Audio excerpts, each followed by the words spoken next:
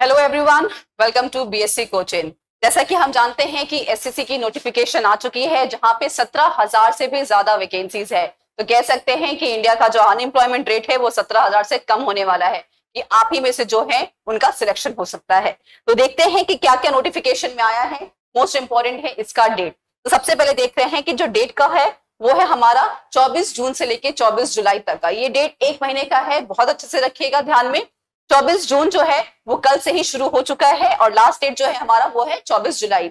इस फॉर्म को फिल करने के लिए आप एक मिनिमम फी भी है जो कि है सिर्फ 100 रुपी का, जहां पे किसी कैटेगरीज के लिए वो एग्जेम्प्टेड भी है और किसी कैटेगरी के सिर्फ 100 रुपए ही है। तो उसको भरने का भी जो लास्ट डेट है वो है 25 जुलाई। तो एग्जाम भरने का डेट जो है वो 24 जुलाई को खत्म हो जाएगा, लेकिन किसी रीजन से अगर आपका ऑनलाइन फी जो है वो अटक जाता है या कुछ पेमेंट नहीं क्लियर हो पाता है तो भी आपको एक्स्ट्रा एक दिन का ग्रेस पीरियड दिया जा रहा है, यानी कि उसका जो हरा है वो 25 जुलाई। इस फॉर्म को भरने के लिए अगर आपसे कोई गलती हो जाती है तो उसके लिए भी आपको एक विंडो ओपन किया जाएगा जो कि है आपका 10 और 11 अगस्त, यानी कि इन 2 दिनों में अगर आपसे कुछ भी गड़बड़ है तो आप उसको रेक्टिफाई कर सकते हैं। कोशिश कीजिएगा कि इस डेट का इस्तेमाल ना किया जाए और इसलिए जो फॉर्म है उसको आसानी से बिल्कुल समझ के भरना होगा। ठीक है, एग्जाम की डेट्स जो है वो अभी टेंटेटिव ही है।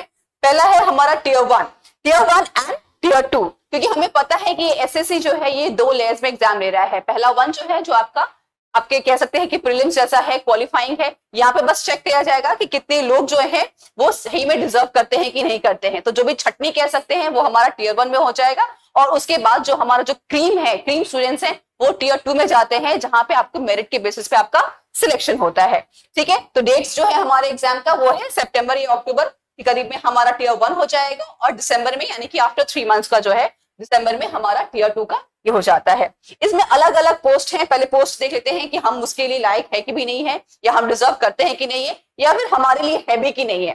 तो उसमें देखते हैं कि 2-3 कैटेगरीज में है हमारा ये है ग्रुप बी, ग्रुप सी। अलग अलग पे लेवल के लिए है।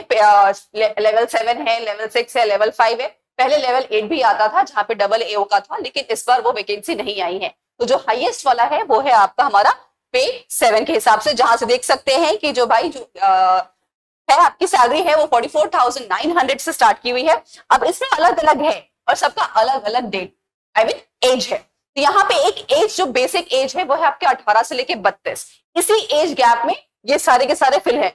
किसी के लिए हमारा 20 से 30 है, किसी के लिए 18 से 27 है, किसी के लिए 20 से 32 है। तो सबका अलग है, लेकिन एक अगर ब्रीफ में देखें तो 18 से लेके 32 साल का एक एज गैप है। ठीक है, यहाँ पे अलग है जिस हिसाब से आप जहां पे क्वालिफाई कर रहे हैं, जहां पे आप एलिजिबल हो रहे हैं, उसके हिसाब से आपका सेपरेट सेपरेट इसमें है। ठीक है, यहाँ पे 18 से 27 है। लेवल 4 के लिए सिर्फ है जहां पे आपका पे स्केल जो है वो 25,500 के हिसाब से है। ठीक है, इसमें हिसाब से एक देखते हैं, एक एज रिलैक्सेशन का भी आता है। जैसा कि हाँ, ये डेट जरूर याद रखिएगा आप कि जो 18 से 27 का है, तो अगर बहुत लोगों को नहीं समझ में आता है, कैलकुलेशन नहीं कर पाते हैं, तो भाई उनके लिए बहुत आसान के लिए है कि अगर आपका बर्थ जो है वो 2 अगस्त 97 के बाद है और 1 अगस्त 2006 से पहले है तो ही आप एलिजिबल हैं इस फॉर्म को फिल करने के लिए। ठीक है, तो ये वाले डेट्स जो है अगर आप कैलकुलेट नहीं कर पा रहे हैं तो इससे आप अपने आप को बता सकते हैं कि हम उस कैटेगरी के एलिजिबल है कि नहीं है। लेकिन जानते हैं कि जैसे भी जो भी गवर्नमेंट जॉब्स आते हैं उन सब में एक एज रिलैक्सेशन का होता ही है। यहाँ पर भी एक अलग अलग है। आप जिस भी कैटेगरी में आ रहे हैं आप उसके हिसाब से आपकी जो मैक्सिमम लिमिट है, मैक्सिमम लिमिट यानी कि जिसका 27 है या जिसका 30 है या जिसका 32 है, उस एज पे आप कितना रिलैक्स हो सकते हैं। किसी के लिए 5 साल है, किसी के लिए 3 साल है। ठीक है, तो ये सारे हमारे रहते हैं। उसके बाद हम देखते हैं कि एग्जाम्स जो है वो कैसे आ रहा है। ये एग्जाम जो है जैसे कि मैंने स्टार्टिंग में ही कहा था कि ये 2 लेवल का है, टीयर 1 एंड टीयर 2। टीयर 1 में जो है वो हमारा 4 कैटेगरीज है। 4 कैटेगरीज जो सब लोग जानते हैं, जिसमें आता है हमारा reasoning, general awareness, quantitative aptitude and English. ये सब जो है 25-25 क्वेश्चंस हैं जिनके मार्क्स जो है वो 50, यानी कि ईच क्वेश्चन कैरीज 2 मार्क्स। इसके लिए आपको समय जो मिलता है 1 घंटा। ये याद रखिएगा, इसमें जो भी मार्क्स आएगा वो आपका ऐड कहीं नहीं होगा। ये सिर्फ और सिर्फ आपको क्वालिफाई करने के लिए है कि आप नेक्स्ट लेवल तक जा सकते हैं कि नहीं। तो ये 1 घंटे के पेपर में आपका 4 सब्जेक्ट्स है। सिंपल सा है, रीजनिंग, इंग्लिश, मैथ्स और आपका जनरल अवेयरनेस। अब नेक्स्ट लेवल पे हम जो जाते हैं वो है हमारा टीयर 2, जहां पे आपका सिलेक्शन किया जाता है। वहीं के बेसिस पे मेरिट जो होता है वो कैलकुलेट किया जाता है। यहाँ पे अगर आप देखेंगे तो यहाँ पे पूरा का पूरा पेपर जो है वो आपके 4 हिस्सों में जो है वो डिवाइड किया गया है। यस, फोर्थ, पहला पेपर 1 जो है जहां पे आपके मैथ्स और रीजनिंग है, वही सिलेबस है, लेकिन थोड़ा सा उसका स्टैंडर्ड थोड़ा सा और इंक्रीज कर दिया गया है। यहाँ पे 30 क्वेश्चंस है, यानी कि मैथ्स के 30 क्वेश्चन और रीजनिंग के 30 क्वेश्चन, और हर एक क्वेश्चन विल कैरी 3 मार्क्स, जहां पे टोटल हो गए आपके 180। और इस दोनों मॉड्यूल को खत्म करने के लिए आपके पास समय जो बच रहा है वो है 1 घंटा, यानी कि सेशन 1 जो है आपका 2 सब्जेक्ट्स है, मैथ्स एंड रीजनिंग, 180 मार्क्स के लिए समय जो है आपका 1 घंटा।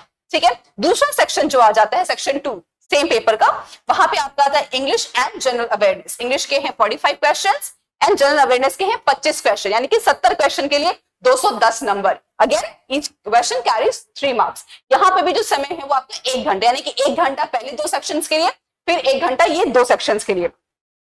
उसके बाद जो आता है, जो आपके क्वालिफाइंग्स होते हैं, उसमें आपका होता है कंप्यूटर नॉलेज टेस्ट।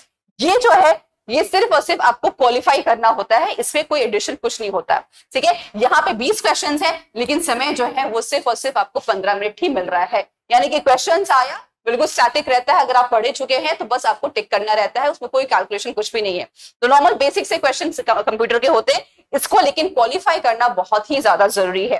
ठीक है, अगेन 20 क्वेश्चन रहते हैं और हर एक क्वेश्चन कैरीज 3 मार्क्स, यानी कि 60 नंबर के आते हैं। इसके बाद दूसरा जो हमारा आता है, ये भी 15 मिनट के लिए होता है, जहां पे डेटा एंट्री स्पीड टेस्ट, यानी कि आपकी बस ये भी जैसे कंप्यूटर हमारा क्वालिफाई करने के लिए है, लेकिन वहां मार्क्स भी मिल रहा है, लेकिन यहाँ पे आपको कोई मार्क्स नहीं मिल रहा है, ये सिर्फ आपको क्वालिफाई करके दिखाना है कि आप कितना जल्दी एंट्री कर सकते हैं। सेकंड पेपर जो आता है वो आपका स्टैटिस्टिक्स। ये सभी लोगों के लिए नहीं है, अगर आपने जिस भी पोस्ट के लिए दिया है, स्टैटिस्टिक्स ऑफिसर के लिए दिया है, ऑडिट के लिए दिया है, तब जाकर के आपको ये पेपर 2 जो है वो फिल करना पड़ेगा।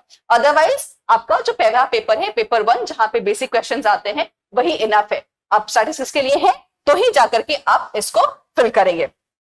इन सभी चीजों को करने के लिए बहुत सारे आपके पास पोस्ट होते हैं, पेपर्स होते हैं, तो ये सारा का सारा जो आपका डिस्क्रिप्शन है, ये आपकी एसएससी की जो नोटिफिकेशन है उसमें आपको मिल जाएगा। लेकिन हम भी यहाँ पे एक बार आपको दिखा दें कि एग्जैक्टली जो होता है इसमें हम पढ़ते क्या है। जैसे कि हमारा जनरल इंटेलिजेंस है, उसमें बिल्कुल वही है जो बच्चे शुरू से पढ़ते आ रहे हैं ना, रीजनिंग वगैरह, उनको पता होगा ये सारे टॉपिक्स के, जहां पे आपका observation, discrimination, classification, arithmetic, number secrecy, symbolic, series, decoding, coding, ये सारा आपका जो भी है वो रीजनिंग के लिए है। जनरल अवेयरनेस के लिए जो होता है वो आपका करंट अफेयर्स होते हैं और कुछ स्टैटिक रहते हैं, उसको लेकर के भी है, जहां पे हिस्ट्री, कल्चर, ज्योग्राफी, इन सब चीजों के बारे में भी डिस्कशन किया जाएगा।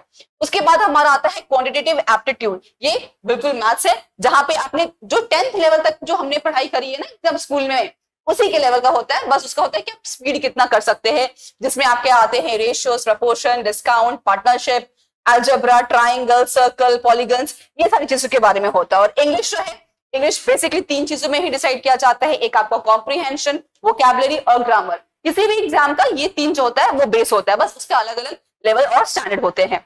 ये सारा जो हो जाएगा, उसके बाद हमारा आता है ईयर 2, जहां पे एडवांस होता है। तो क्वेश्चंस वही रहते हैं, लेकिन उनका लेवल जो होता है वो इंक्रीज कर दिया जाता है। सेम वैसे ही जैसा हमारा मैथ्स वाले में है, उसमें आपका फंडामेंटल्स है, ज्योमेट्री है, मेंसुरेशन है, ट्रिग्नोमेट्री है।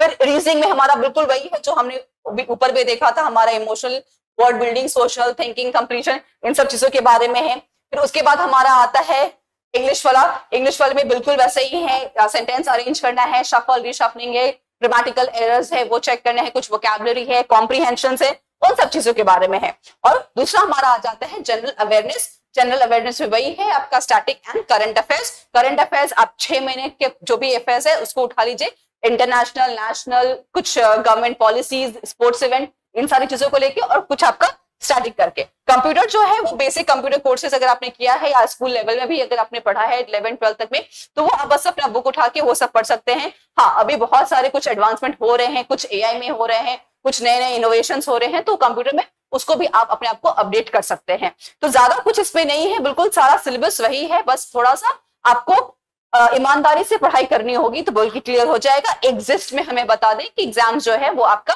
24 जून से लेकर के 24 जुलाई तक का डेट है, जिसमें आपके जो एग्जाम्स के डेट है वो आपका सितंबर या अक्टूबर में आपका टियर 1 है, और आपका जो टियर 2 है वो आपका दिसंबर में है।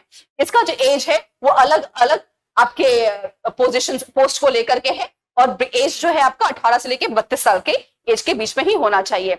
इसमें जो होगा टियर 1 जो होगा वो क्वालिफाइंग होगा, जहां पे 4 चीजें हम देख रहे हैं, इंग्लिश, मैथ्स, रीजनिंग और इंग्लिश, यही 4 चीजें जहां पे हम 25-25 क्वेश्चंस होंगे, ईच कैरिंग 2 मार्क्स, जहां पे आपको 1 घंटा दिया जाएगा। उसके बाद हमारा आता है टीयर 2। टीयर 2 में भी वैसे ही करके है, एक पेपर होगा, लेकिन जहां पे 4 मॉड्यूल हमारे चेंज किए जाएंगे। पहला में हमारा मैथ्स और रीजनिंग हो जाएगा, दूसरा में हमारा जीए और इंग्लिश हो जाएगा, फिर उसके बाद हमारा कंप्यूटर हो जाएगा और एक आपका स्पीड टेस्टिंग होगा। इन सारी चीजें हो जाएंगी, फिर आपका फाइनल आपका डॉक्यूमेंट वेरिफिकेशन होगा। डॉक्यूमेंट्स जो होंगे वो आपकी, जैसे बहुत सारे क्वेश्चंस होते हैं कि जैसे एज में हमने बताया कि 1 अगस्त तक होना चाहिए, वैसे ही आपके एग्जाम्स के भी जो अगर रिजल्ट आने वाले होते हैं वो 1 अगस्त तक आ जाने चाहिए। यानी कि अगर आप फाइनल ईयर के स्टूडेंट हैं और आपका रिजल्ट किसी रीजन से डिलेड है, तो आप आज 1 अगस्त तक आप ग्रेजुएट नहीं कहला रहे हैं, तब आप वहां पे on the basis of your documents you will be disqualified.